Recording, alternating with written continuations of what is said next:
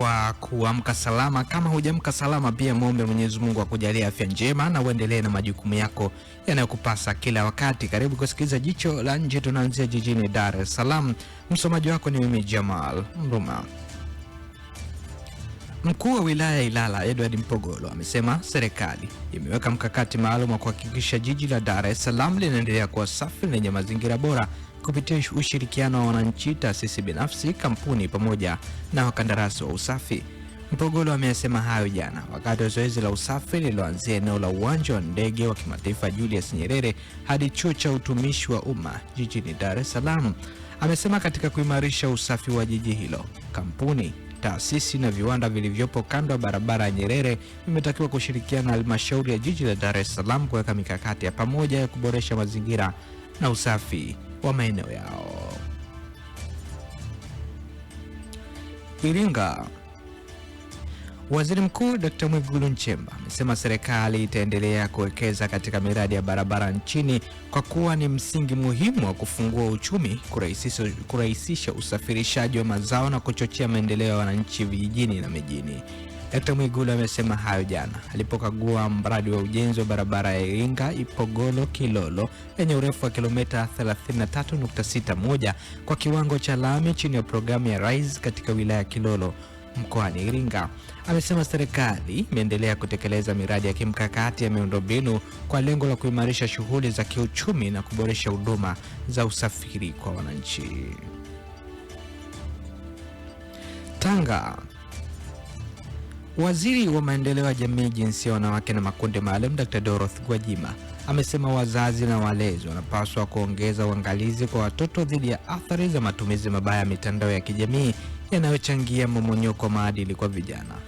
Dr. Gwajima amesema hayo jana wilayani Handeni wakati wa uzinduzi wa kampeni ya kitaifa ya kuhamasisha maadili na malezi chanya kwa watoto kuelekea maadhimisho ya siku ya mtoto wa Afrika. Amesema kampeni hiyo inalenga kuhamasisha jamii kuhusu umuhimu wa malezi bora, maadili mema pamoja na ulinzi wa watoto dhidi ya ukatili wa mtandaoni. Aidha, ameitaka jamii kuhakikisha watoto hawasambazi taarifa binafsi wala picha kwa watu wasiowafahamu ili kulinda usalama wao katika mazingira ya kidijitali.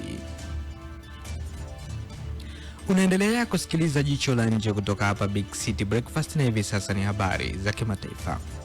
Rais wa Ufaransa Emmanuel Macron amemwonya kiongozi wa Belarus Alexander Lukashenko ambaye ni mshirika muhimu wa Urusi dhidi ya kuhusika katika vita vya Moscow na Ukraine. Kwa mujibu wa chanzo kilicho karibu na Macron, onyo hilo lilitolewa wakati wa mazungumzo ya simu ya kwanza kuripotiwa kati ya viongozi hao wawili tangu siku za mwanzo za uvamizi wa Urusi nchini Ukraine mnamo Februari 2022, ambao kwa sehemu ulianzishwa kutoka eneo la Belarus.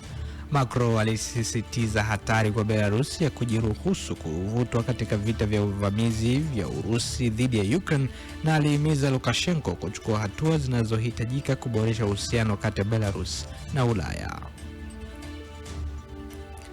Waziri Mkuu wa Israel Benjamin Netanyahu amemwambia Rais wa Marekani Donald Trump kwamba Israel itaendelea kuwa na uhuru wa kuchukua hatua dhidi ya vitisho kutoka Lebanon. Kauli hiyo ilitolewa katika mazungumzo yao ya simu kuhusu makubaliano yanayoibuka kati ya Washington na Iran. Kwa mujibu wa chanzo cha kisiasa cha Israel, Netanyahu alisisitiza kuwa Israel itadumisha uhuru wa kuchukua hatua katika maeneo yote ikiwemo Lebanon, na Trump alikubaliana na msimamo huo. Na Urusi imefanya mashambulizi makubwa makombora na drone dhidi ya mji mkuu wa Ukraine Kiev na kusababisha vifo vya watu 4 na wengine kujeruhiwa. Maofisa wa Ukraine wamesema mashambulizi hayo yamejiri mapema jana, saa chache baada ya rais wa Urusi Vladimir Putin kuonya kulipiza kisasi kufuatia mashambulizi ya Ukraine katika maeneo yanayodhibitiwa na Urusi mashariki mwa nchi hiyo. Jeshi la anga la Ukraine limesema mashambulizi hayo yalihusisha zaidi ya drone 600 na makombora 90, huku ulinzi wa anga ukidai kuzuia sehemu kubwa ya makombora hayo. Rais wa Ukraine Volodymyr Zelensky amesema Urusi ilitumia pia kombora la kasi kubwa aina ya Oreshnik ambalo lina uwezo wa kubeba silaha za nyuklia. Na huo ndo mwisho Jicho la Nje kutoka hapa Big City Breakfast, na hivi punde tu ni Sports Countdown. Mimi ni Jamal Mruma. Hii ni Mjini FM, kwetu ni kwako.